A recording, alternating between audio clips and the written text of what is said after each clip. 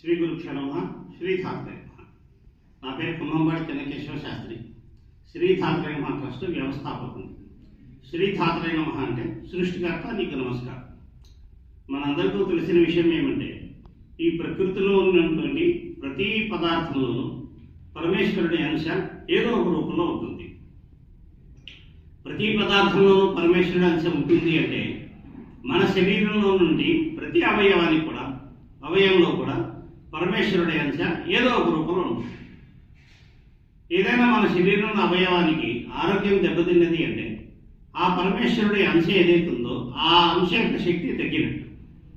మన శరీరంలో నుండి అవయవాలకి అధిష్టాన దేవత అయిన పరమేశ్వరుడు వివిధ రకాల దేవీ దేవతల రూపంలో ఉంటారు. శ్రీరామచంద్రుడనో, నాగదేవతనో, శ్రీకృష్ణుడనో ఈ విధంగా వివిధ రకాల దేవీ దేవతల రూపంలో ఉంటారు.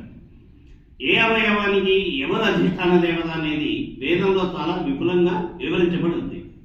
వైదిక ధార్మిక పరిష్కారాల ప్రక్రియలు అంటే మన శరీరంలో ఏదైనా అవయవానికి ఇబ్బంది వస్తే ఆ అవయవానికి అధిష్టాన దేవత అయినటువంటి ఆ పరమేశ్వరుడు రూపాన్ని ప్రకృతిలో సహజంగా లభించేటువంటి వస్తువులతో ఏదో చిన్న ప్రక్రియ చేసి ఆ అవయవ యొక్క బలాన్ని పెంపొందించడం.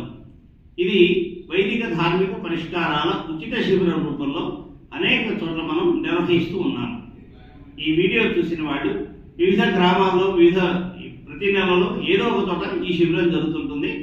ఈ వీడియో చూసిన వాళ్ళు దాంట్లో ఉన్నటువంటి ఫోన్ నంబర్ని సంప్రదించి ఆ గ్రామాల్లో శిబిరం జరుగుతుంటే ఆయా గ్రామాల్లో ఆ ఊళ్ళలో వారు పాల్గొనవచ్చు.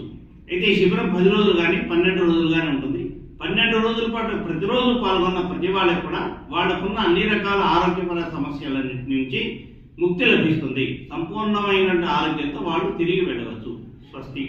ఏతత్ ఫలతరం శ్రీ గంగా పార్వతీ సమేత ముక్తేశ్వర స్వామి దేవతార్పణమస్తు. తత్సత్ బ్రహ్మార్పణమస్తు.